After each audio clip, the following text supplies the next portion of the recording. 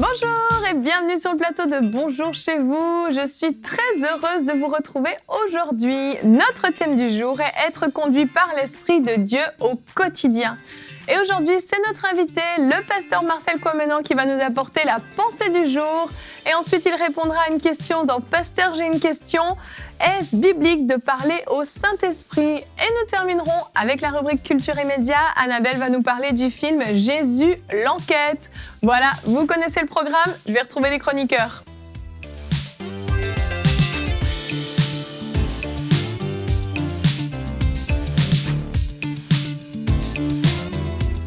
Bonjour tout le monde. Bonjour Evelyne. Ça va bien? Oui, très bien. ça va, Oui, ça va bien. Pasteur Marcel, encore avec nous aujourd'hui, c'est super. Ouais. C'est une joie. Ça va?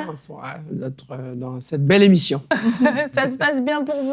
Très, très bien. C'est bon. Ah, Bonjour chez vous, c'est validé? ah oui, j'y suis là. J'y reste. J'y reste. Merci bon. d'être avec nous. Merci. Tu seras encore avec nous la semaine prochaine dans la rubrique C'est mon histoire. Donc, on ne te lâche pas, tu as encore plein de choses à nous partager.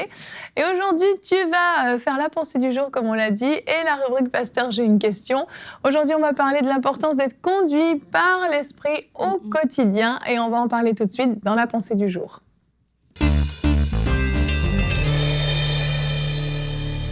Pasteur Marcel, le titre de ta pensée est « Les vagues de l'esprit ». Ah, ouais. Et pourquoi les vagues de l'esprit? Parce que, vous savez, dans la vie, on est souvent un peu pris dans une sorte de tourbillon, dans les temps des épreuves, dans les difficultés. Mais en fait, dans les choses de l'esprit, c'est aussi pareil. C'est-à-dire qu'il y a des moments où on ne se rend pas compte, hein, mais on est conduit. On s'est dit, il y a un terme où... je me rappelle souvent, les chrétiens me dire « Ah, je me laisse conduire, je me laisse diriger, voilà, pour mon école, je me laisse diriger pour mon travail, je me laisse diriger pour me marier, je me laisse diriger pour mes projets. » Mais les vagues de l'esprit, justement, c'est un peu le symbole d'un bateau qui a besoin des vagues pour pouvoir avancer. Et en fait, on a l'impression que c'est le moteur, mais c'est les vagues. C'est pour ça, d'ailleurs, que les voiliers avancent. Hein. Le vent qui souffle sur la mer, qui fait ces formes de vagues creux, et désagréables pour certains qui ne sont pas habitués. Et aussi pour l'avion, c'est pareil. Donc, quand on parle de vagues de l'esprit, cela nous emmène un peu dans la révélation où le Saint-Esprit nous porte comme il veut. Et il y a des moments où on a l'impression qu'on est dans le vide. On a l'impression que Dieu ne nous entend pas. On a l'impression qu'on est seul.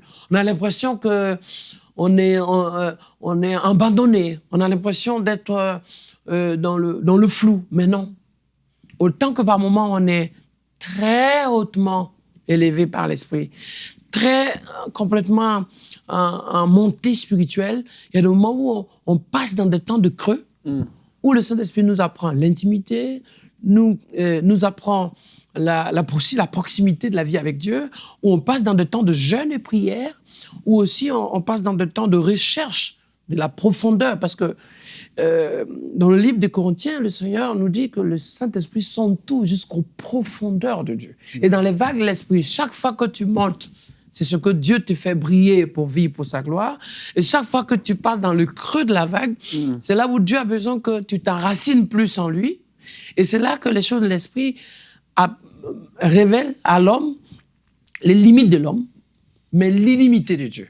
Et de cette manière, dans les vagues de l'Esprit, on découvre ici dans le livre des Galates, chapitre 5, donc je vais le lire, hein, c'est un verset que j'aime énormément, le verset 16, il dit « Je dis donc, marchez selon l'esprit et vous n'accomplirez pas les désirs de la chair, car la chair a des désirs contraires. » Vous voyez, c'est quand on choisit d'être dans le courant de l'esprit, alors automatiquement, on se retrouve à l'inverse de ce que la chair veut. Et le courant de l'esprit va nous emmener à l'autre bord de Dieu. Vous voyez? Parce que l'autre bord, ça veut dire que c'est une étape de notre vie.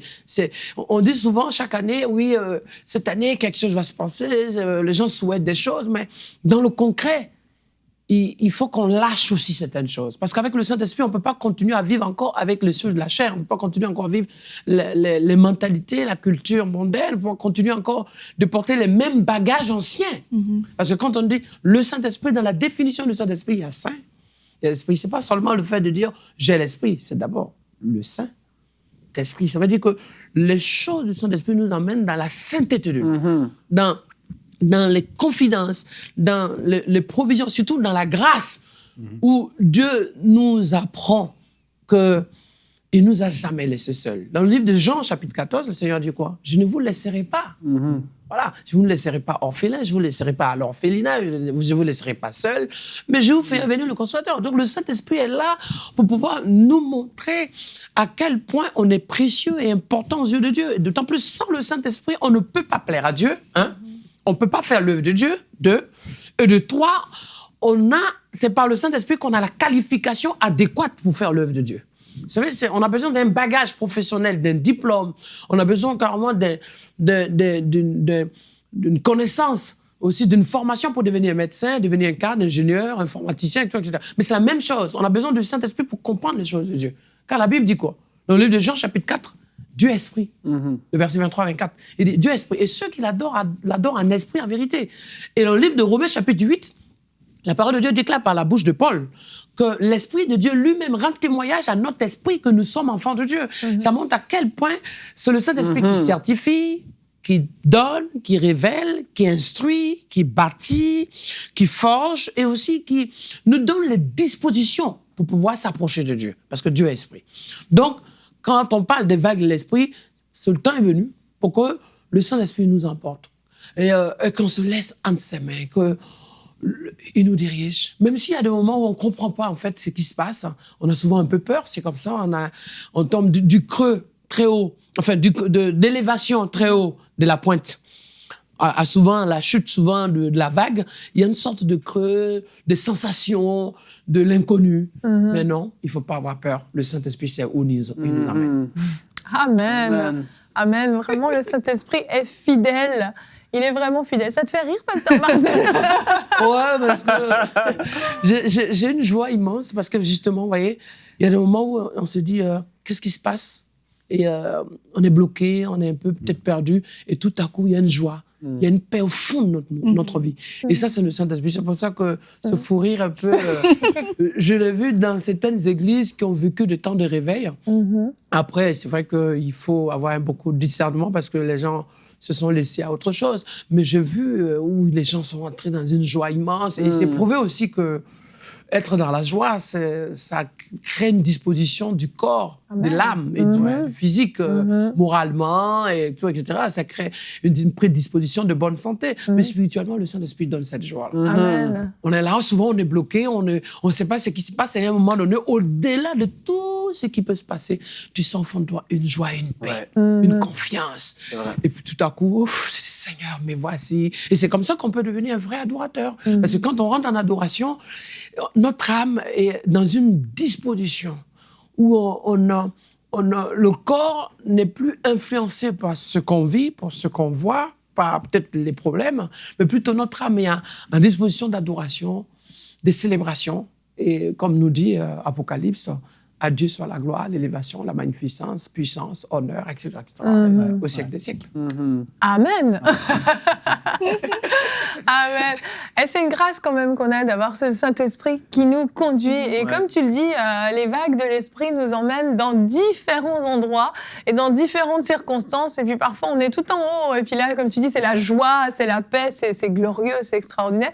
Mais parfois, on est aussi tout en bas. Mais quoi qu'il en soit, on est avec lui, en fait, et on n'est pas tout seul. Et puis, dans ces moments-là, il y a des journées où on se réveille et on n'a aucune idée de ce qui va nous attendre. Le Saint-Esprit a des projets, des plans, et puis tout à coup, il met des choses sur notre route, des gens sur notre route, et puis tout à coup, notre journée est complètement bouleversée.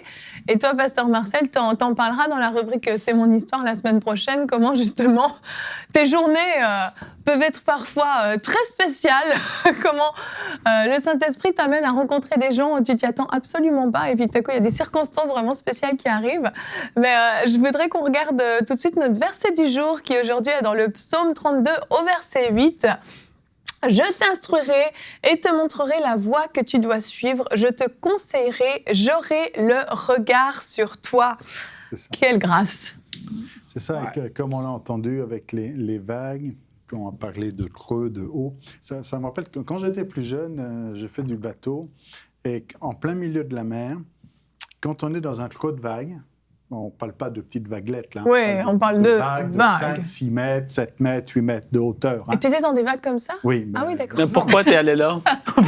C'est clair. Non, mais... j'étais pas avec un petit bateau pneumatique. Ouais, c'est ça. Mais quand on est en bas de la vague, et puis qu'autour de vous, il y a une vague qui est beaucoup plus haute, il n'y a plus d'horizon. Non, ça c'est vrai. On ne voit plus où on va. Et donc, des fois, on peut être en bas de la vague comme ça, puis on voit que la vague. Puis après, quand on remonte, puis qu'on se retrouve en haut, là, on voit plus loin. On dit, il y a un peu de terre là-bas. On voit dans quelle direction on va, puis quand on est en bas, on voit rien. Mais avec l'esprit, c'est ça aussi. On ne parle pas ici d'être dans le creux de la vague, une manière de... Des fois, on utilise ça en français pour dire on est dépressif, on est dans le creux de la vague. C'est pas dans ce sens-là, mais pour dire que des fois, eh bien, notre horizon n'est pas le même. Et on ne voit pas. On dit, mais je ne comprends pas, je vais quelque part, mais je ne vois pas où. Et le Saint-Esprit, des fois, nous amène quelque part où on ne voit pas où. Et à d'autres moments, comme le verset nous le dit aujourd'hui, il nous met plus haut et il nous montre où on va. Un peu comme avec Moïse, il lui montre, tu vois, c'est ça le pays. Mais à d'autres moments, il ne voyait pas, il dit, tu vas, Abraham, tu vas, tu ne sais pas où tu vas, mais tu y vas. Alors, des fois, on est en bas, il nous conduit, on ne sait pas, on ne voit rien. Des fois, on voit, mais c'est ça qu'il faut accepter avec l'Esprit de Dieu, c'est que ce n'est pas monolithique, ou c'est toujours la même chose, en disant, bon, moi, je veux un guide, je veux le plan de ma vie pour les 50 prochaines années. Non, des fois, il faut lui faire confiance, on ne voit rien, mais il conduit. Des fois, il nous montre, parce qu'on en a peut-être besoin. Oui. Il nous montre et on voit. Puis après, on ne voit plus. Et puis, on continue. C'est vrai. C'est ça, la foi. Ça demande beaucoup de confiance. Et ça, il y a un petit secret. Ce qui fait décoller un avion, et ce qui fait la force d'un avion, c'est que c'est le vent contraire. Quand il y a un vent contraire et qu'on accélère face au vent contraire, en fait, l'association de ce mouvement fait une élévation. En d'autres mots, quand on se retrouve dans cette forme un peu émotionnelle à chambouler, voire un peu de secousses, de montée, de descente, mais c'est la preuve qu'on avance. Parce que à la montée, on prend une allure de dimension, mais quand on redescend, on ne redescend pas tout droit. On redescend dans une pente qui nous amène, qui nous fait glisser dans une autre élévation dimensionnelle. Ce qui fait qu'effectivement, on a l'impression de ne pas voir, mais le Saint-Esprit, souvent, c'est pour ça qu'il faut faire confiance en Dieu. Il nous porte. C'est ça aussi. Parce que la vague, même s'il y a des mouvements de creux et de hauteur, mais quand même, on est sur toujours la mer. Oui, c'est vrai. C'est ça qui est important. Donc, on ne coule pas. On est sur toujours la mer. Donc, justement, cette sensation, elle fait partie du mouvement. C'est pour ça que chaque chrétien se retrouve avec une histoire, un témoignage, parce qu'à un moment donné, tu peux voir quelqu'un qui a réussi, qui a fait son parcours, mais au lieu de regarder seulement sa réussite, écoute-le pour voir quels étaient ces moments où il a eu ces interrogations, ces moments où il s'est retrouvé peut-être seul, ces questions. Mais justement, c'est ça qui a fait sa force. S'il n'y a pas d'interrogation, d'interpellation personnelle dans la vie de chacun, si on n'est pas conduit par le Saint-Esprit à ce moment-là, on ne peut pas aller plus loin. Et si on est conduit par le Saint-Esprit, on a cette sensation de l'inconnu. Mais justement, le Saint-Esprit nous amène à l'autre bord. Et cet autre bord, quand je lis le livre de la vie des disciples avec Jésus, la première partie, qu'est-ce qu'il a fait? Il les a appelés, il les a réunis. Il leur a appris la vie avec Dieu. OK. Mais dans la vision de les emmener à amener le royaume de Dieu à impacter les nations. Ça veut dire la démonstration des 12 tribus, en fait, au travers des disciples. D'ailleurs, même ça a créé ce qu'on appelle aujourd'hui l'année, les 12 mois, les 12 tribus. Les 12 mois, ce qui un peu nous rappelle les 12 heures par jour, qui étaient 12 heures de jour, 12 heures de nuit. Dieu a mis les choses en place pour qu'on puisse comprendre un peu l'avenir. Mais à un moment donné, il leur a dit, parce qu'une femme criait derrière, « Jésus, Jésus, Fils de Dieu, ta mère te cherche. » Au premier abord, même si tu fais des grandes choses, tu es identifié comme un homme par rapport au rapport et au lien que tu as avec les autres. Mais quand tu passes à l'autre bord, ce n'est plus toi qui vis, c'est Jésus qui vit en toi. Et c'est là que le Saint-Esprit a besoin pleinement de ta disposition. Le Saint-Esprit a besoin qu'en passant à l'autre bord, on va voir qu'est-ce qu'il a dit. Prenons la barque. Il prend la barque et encore, l'image de ce creux, pasteur, c'est que c'est au moment où Jésus s'est couché, il s'est endormi. Oui. C'est pas qu'il n'est pas là. Il s'est endormi. Il a dit, montons et passons à l'autre bord. Mais les disciples ont oublié que celui qui a dit passons à l'autre bord s'appelle Jésus de Nazareth. Et en plus, il est couché avec eux. Mais ils sont tellement un peu habitués à leurs problèmes personnels qu'ils ont commencé à crier, on va mourir, on va se noyer. Mais non, c'est Jésus qui a dit, non, le Saint-Esprit t'a dit, tu vas faire telle chose. Dieu, dans sa parole, dans sa révélation, t'est conduit à faire quelque chose. Fais confiance en Dieu. Tu iras jusqu'au bout. Il commence avec toi. Il t'amène aussi à arriver avec lui. Amen. Amen. Et oui, puis pourtant, dans cette barque où ils ont tous peur, c'est des pêcheurs expérimentés. C'est vrai. Ce sont des marins, ils connaissent, hein, ils ont navigué sur ce lac depuis leur adolescence, leur jeunesse. Leur bateau. Et puis là, ils disent, au secours, on va mourir, parce que la vague devait être pas pire. C'est impressionnant. C'est vrai, oui. Moi, ça me rappelle, dans Ézéchiel, lorsque Ézéchiel se fait apporter à cette rivière, et il dit, j'avançais, j'en avais jusqu'aux chevilles, jusqu'aux genoux, jusqu'aux hanches, et après ça, je peux en avoir par-dessus la tête. Et oui, c'est par rapport à l'onction principalement qu'on va parler de ça, mais tu te dis, l'Esprit de Dieu veut t'apporter à des endroits. C'est sûr qu'il va y avoir des moments où ça va être inconfortable et tu vas te dire, j'en ai par-dessus la tête. Je crois que Pasteur Marcel a vécu des moments comme ça. Faire le contrôle. Puis, c'est ça, tu te dis, ouais, là, je suis au genou, j'ai encore le contrôle. Mais là, quand tu n'as plus rien en dessous des pieds, puis tu t'es embarqué dans la rivière. C'est pas un lac qui est calme. Annabelle, ne t'en fais pas. Il a le contrôle. C'est pas un lac qui est calme, c'est une rivière. Et là, tu n'as plus rien en dessous des pieds. Tu te dis, mais l'Esprit de Dieu, lorsque tu fais confiance à Dieu, tu le sais qu'il va t'apporter à quelque part de bien. Il va t'apporter à quelque part, comme qui a été dit, d'élévation, à quelque part où est-ce que tu vas vivre quelque chose de nouveau, à des nouvelles hauteurs, tu vas goûter à des nouvelles choses. Et quand tu as cette mentalité-là, cette pensée-là, c'est pas toujours facile. Mais quand tu sais qu'il veut ton bien, il veut t'apporter là où, comme Jésus dans la barque, on l'a dit, Jésus savait, lui, il s'en allait de l'autre bord. Puis il savait qu'est-ce qu'il allait faire, il allait faire de quoi de très puissant. Et tu te dis, ben, même si c'est inconfortable, il sait où ce qu'il veut t'apporter, puis ça va porter du bien, ça, c'est sûr et certain. Mais cette image-là d'avancer dans la rivière aux chevilles, aux genoux, après ça aux hanches, puis tu te dis, mais là, je suis rendu là. Peut-être aujourd'hui, les gens, ils en ont jusqu'au cou, puis ils disent, mais là, si je fais un autre pas de plus, le Saint-Esprit, là, je sais plus j'aurais plus le contrôle. Mais en fait, non, c'est ça qu'il veut. Il veut parfois qu'on lâche le contrôle. Et puis lui, il veut nous porter. Puis c'est ça qui est... Ça me fait penser, ouais. Ça demande vraiment, c'est ça, de lui faire confiance au quotidien, même s'il y a des choses qu'on comprend pas encore. C'est pas évident. Parfois, Dieu parle, nous dit, voilà, je t'appelle à faire telle chose, à faire telle œuvre.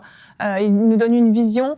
Et puis, entre ce moment-là et le moment où la vision va s'accomplir, il y a tout un chemin qui est là. Et en fait, on a juste le Saint-Esprit qui est avec nous, c'est tout ce qui nous reste. Peut-être que Dieu ne va plus nous parler aucune fois tout au long du chemin. On doit faire confiance au Saint-Esprit, justement, qui est capable de nous conduire, de nous amener à différents endroits, à se laisser guider, en fait, par lui, parce que lui connaît le chemin qu'on doit prendre. Et puis, parfois, ça va être peut-être un peu plus douloureux, parfois, ça va être formateur. Et à chaque fois, à chaque pas, on avance un peu plus, puis on se rapproche de la vision que Dieu nous a donnée et de ce qu'il attend de nous. Mais c'est comme marcher un peu à l'aveugle. Et puis, c'est pas évident, ça, de devoir faire confiance à l'aveugle. Mais c'est comme les actes des apôtres. Si on lit les actes, c'est une vie trépidante.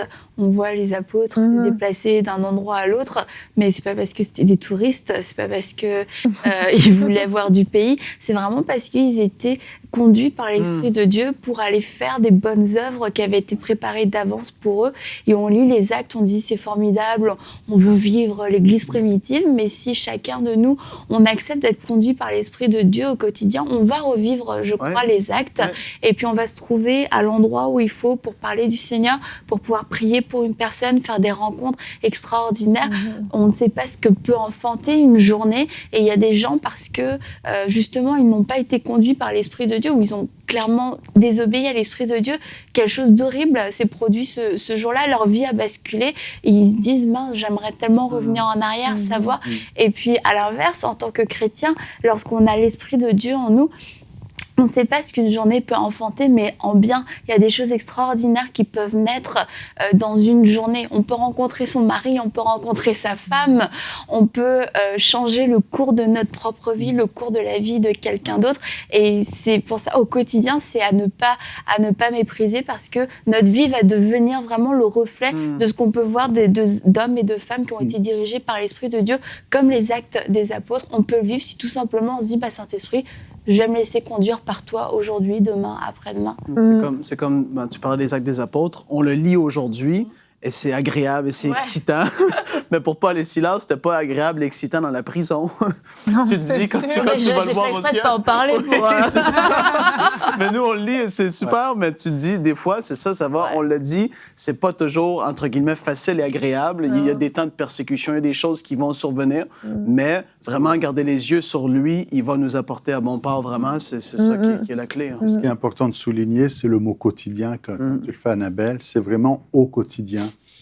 C'est pas être conduit par l'Esprit de Dieu de temps en temps, ou quand il y a une grande décision. C'est vrai. Ou je me souviens en telle année j'ai été conduit, ou j'ai une grande décision à prendre, il faut que l'Esprit... Non, c'est au quotidien. Au quotidien, ça veut dire tous les jours. De la même manière qu'il y a le pain quotidien et que la parole de Dieu doit être au quotidien, il faut être dirigé. Alors concrètement, comment ça marche? Eh bien, si déjà dans votre temps de prière quotidien, je insiste sur le mot quotidien, ça veut dire tous les jours. Hein. Donc, si dans ce quotidien-là, vous dites, parle-moi, conduis-moi, dirige-moi, il va le faire. Et l'Esprit de Dieu veut donner quelque chose de frais pour vous aujourd'hui, que ce ne soit pas « je me souviens, il y a quelques années, j'ai été visité par le Saint-Esprit » ou alors le dimanche, quand je suis à l'église, ça me fait du bien, mais pas seulement le dimanche, c'est aussi le lundi, le mardi, le mercredi. Et à chaque jour, le Seigneur veut, et son Esprit veut parler à votre cœur et vous montrer ce qu'il attend de vous pour la journée. Et là, on parle et justement, on dit « Saint-Esprit, montre-moi, Saint-Esprit, conduis-moi, etc. » On parle au Saint-Esprit, mais on a une question. Donc, Pasteur, j'ai une question, justement.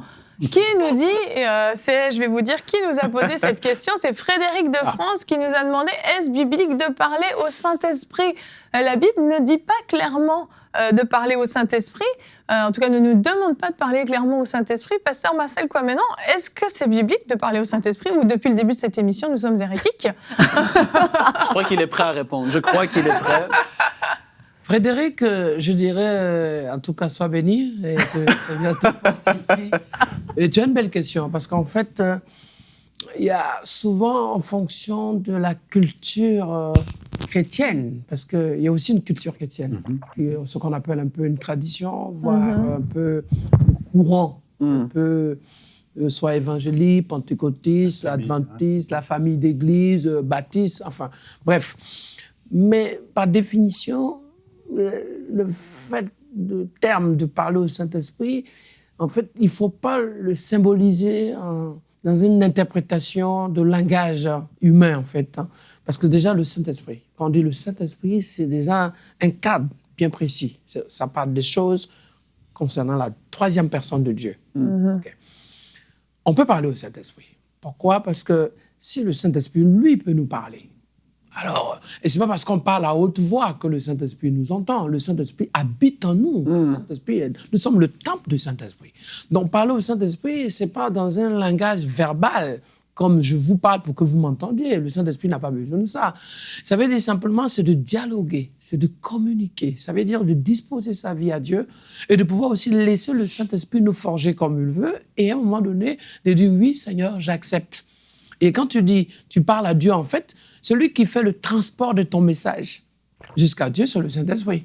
Si on veut bien comprendre aujourd'hui, c'est vrai que par moments, en fonction des courants, il y a des traductions différentes. Mais si le Seigneur nous a donné son esprit, il a fait habiter en nous son esprit, comme la parole de Dieu nous dit dans le livre de Romains, vous voyez, l'esprit du Fils qui habite en nous crie Abba Père. Alors, excuse-moi, si le Saint-Esprit habite en nous et que le Saint-Esprit aujourd'hui nous conduit, si le Saint-Esprit peut nous diriger, si quelqu'un peut te conduire, mais tu peux lui parler, tu peux lui dire, où tu m'amènes, je ne comprends pas peut-être, mais bon, quand même, je te fais confiance. Alors, si le Saint-Esprit peut te parler, parce que conduit par le Saint-Esprit, assisté par le Saint-Esprit lui parle. On dit aussi que Dieu envoie les anges aussi pour nous parler. Il y a plusieurs manières pour que Dieu nous parle, par les dons spirituels directement. Donc oui, on peut parler au Saint-Esprit. Et il est temps aujourd'hui que cette génération que nous sommes, et ces hommes et ces femmes qui n'ont plus de temps, et qui lisent la Bible comme un journal, comme une biographie, comme peut-être même un livre. Parce que moi, j'aime les livres. Mais les livres doivent nous emmener à la parole. Pas nous écarter à ce C'est que vrai. on puisse faire vivre les gens sur une expérience personnelle. Non, non, non. Les livres doivent nous emmener encore à méditer plus la parole de Dieu. Et le Saint-Esprit, justement, est là pour nous conduire à Dieu. Le Saint-Esprit ne va pas nous enseigner des choses pour nous-mêmes. Il nous enseigne des choses qui sont révélatrices pour nous apprendre à connaître le cœur de Dieu. Parce que c'est ça le rôle du Saint-Esprit. Jésus est venu pour nous réconcilier au Père, pour être le pont entre l'humanité et Dieu. Ouais. Le Saint-Esprit est venu pour nous conduire et nous apprendre les choses du Père. Bibliquement parlant, oui, on peut rester dans ce cadre-là et ne pas penser que, voilà, une fois qu'on est chrétien ou qu'on commence à suivre Dieu, dans les rues, on commence à parler au Saint-Esprit. On va nous prendre pour des fous. On dit qu'est-ce qu'il fait au centre commercial, il entend qu'il parle, on va dire qu'il parle tout seul, il faut l'emmener, il est schizophrène, bipolaire, voire autre chose. Voilà, non. Ça se passe dans notre communion avec Dieu. C'est une richesse. Dans un temps de prière, dans un temps d'adoration, de passer dans ce qu'on appelle un temps de recueillement, où on est là et à un moment donné, on est visité par le Saint-Esprit. Et au-delà de la visite, parce que un visiteur, il part. Mais le Saint-Esprit, quand il la visite, il y reste. Et tant que tu ne l'as pas chassé par le péché, le Saint-Esprit demeure toujours dans ta vie. Et lorsque je me rappelle de ce message de Jean-Baptiste au moment du baptême de Jésus, il dit tout à coup les cieux s'ouvrirent et la voix de Dieu qui retentit, celui-ci est mon fils bien-aimé sur qui j'ai mis toute mon affection. Et la démonstration que c'était le Saint-Esprit qui agissait, c'est que tout de suite la Bible dit conduit par l'Esprit. Oui. Il alla dans le désert. Donc ça, c'est très important qu'on puisse passer à une étape où on puisse avoir un temps vis-à-vis avec Dieu. Mais ce temps avec Dieu se fait par le Saint-Esprit. Parce que Dieu n'est pas une personne assise tous les matins au bord du café ou assise sur une chaise ou peut-être comme il est malade, voilà, et on a vu quelqu'un monter au ciel pour essayer de l'assister. Non, Dieu est esprit. Et si Dieu est esprit, et si on parle à Dieu dans nos prières, justement, c'est une manière de façon démonstrative, claire, que oui, on peut parler au Saint-Esprit. Voilà. Ça, c'est très important. On a hâte de lire votre prochain livre, là. Hein. Ah oui. Il sort bientôt. En exclusivité. Parce qu'un livre qui ramène à la parole de Dieu, si j'ai bien compris. Il y a la pression, là. Alors, je dirais, j'ai écrit déjà 2 livres. J'ai écrit déjà 2 livres. Le premier livre, c'est « J'étais choisi, tu es mon serviteur ». Donc, je l'ai fait. Annabelle prend des notes pendant Je l'ai écrit en 97. Il y a eu des milliers de ventes. Et en fait, j'ai un problème, c'est que je n'ai pas le temps pour m'en occuper. Il y en a plus. Ça, c'est un gros problème. Ça, c'est pas plus. Ça, c'est pas plus. Mais là, je pense que je vais rééditer. J'ai beaucoup de commandes pour rééditer. Je vais me donner le temps et mettre cette équipe qui me presse derrière. On met l'eau à la bouche à nos téléspectateurs pour dire qu'il n'y en a plus.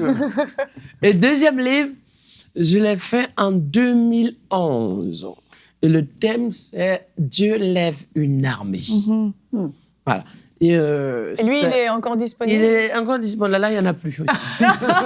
Donc, je pense que je vais faire rééditer tout ça. C'est vrai, j'y pense. Pasteur Marcel, quand tu fais rééditer les livres, tu nous préviens. Et on en fera des livres de la semaine. On fera culture et médias. Et là, j'ai 4 livres en processus. Le premier, c'est sur le Saint-Esprit, effectivement. Voilà. La plénitude du Saint-Esprit. Le deuxième, c'est sur « C'est mon histoire ». Voilà. Un peu... Ce titre me dit quelque chose. Oui, exactement. Je pense que, voilà, peut-être que vous m'avez inspiré aussi. Hein. Ah, bah c'est très bien. On t'offre ce titre. Le troisième, c'est « De l'épreuve à la gloire ». Voilà. Donc, et puis, le quatrième, c'est « Témoignage sur Marcel Kwame-Eno ». C'est-à-dire que j'ai eu l'idée un peu des amis, et ça, celui-là, ça sort... En fait, les 4, normalement, il y a 2 qui sortent avant l'été. Ah, super. Je voulais juste, en fait, j'ai fait bloquer l'édition juste simplement parce que j'avais voulu faire une rélecture. Voilà. Mais comme je prends presque l'avion 3-4 fois par semaine pour être à un coin de rue, donc c'est un peu compliqué dans ces jours-ci, mais il faut que je le fasse. Et c'était un peu qui est Marcel Kwame-Eno pour mes amis, pour ceux qui me connaissent. Et en fait, c'est vraiment un livre témoignage où j'ai donné l'occasion aux gens, aux hommes et femmes qui me connaissent, d'autres aussi qui ne me connaissent pas très bien, qui m'ont vu 1 ou 2 fois, ou qui ont entendu parler de moi, de donner un peu leur impression. Okay. Avec cette idée, c'est quelque chose que j'avais à cœur de pouvoir faire pour permettre à ce qu'on puisse découvrir les ministères. Et j'ai voulu commencer par moi. Donc, j'ai même fait c'est toi le prochain. J'ai même fait une petite maison d'édition. Ok, oui. Spécialement pour ça. Waouh. Voilà, donc je travaille, c'est vrai, dans le Marcel, mien. il faudra nous donner toutes les infos pour qu'on puisse avoir ces livres quand ils seront édités. On compte sur vous. On compte sur vous. Oui, quand ils seront disponibles surtout. Mais on compte sur vous en tout cas. Voilà. Et Annabelle, tu vas nous présenter maintenant un film dans la rubrique Culture et Médias.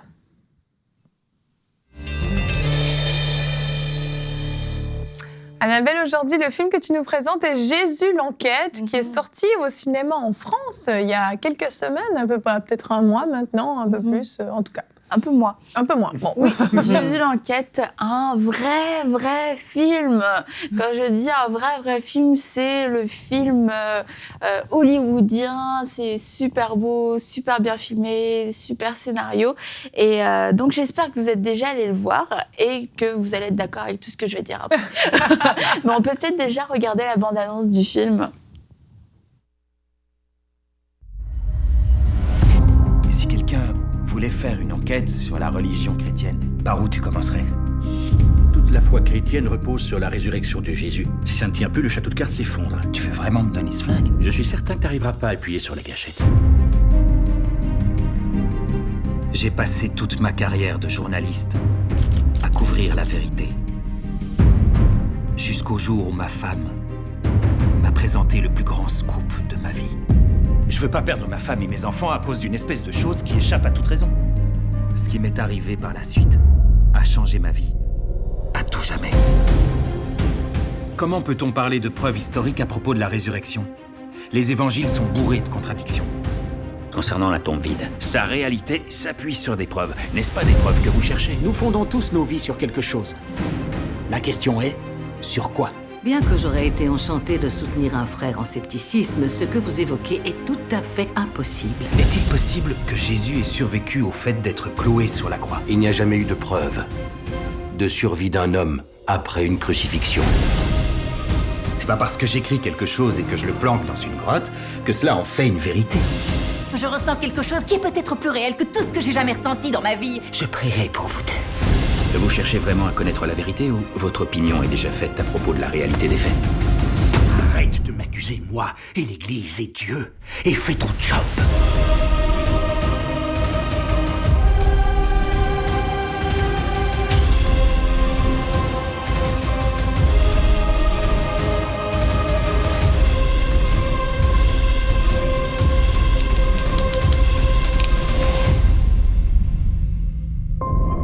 Personne n'a jamais prouvé que le Saint-Suaire est le véritable linceul funéraire du Christ.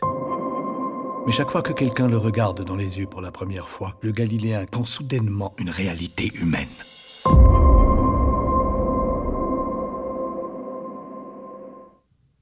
Waouh! Ça a l'air génial, moi je veux le voir. Donc le film en fait reprend un best-seller du même titre d'ailleurs, écrit à propos du personnage principal et par le personnage principal, un journaliste, Lee Strobel, qui était un journaliste, et donc pour lui il n'y a que les faits qui comptent et ce sont les faits qui mènent à la vérité.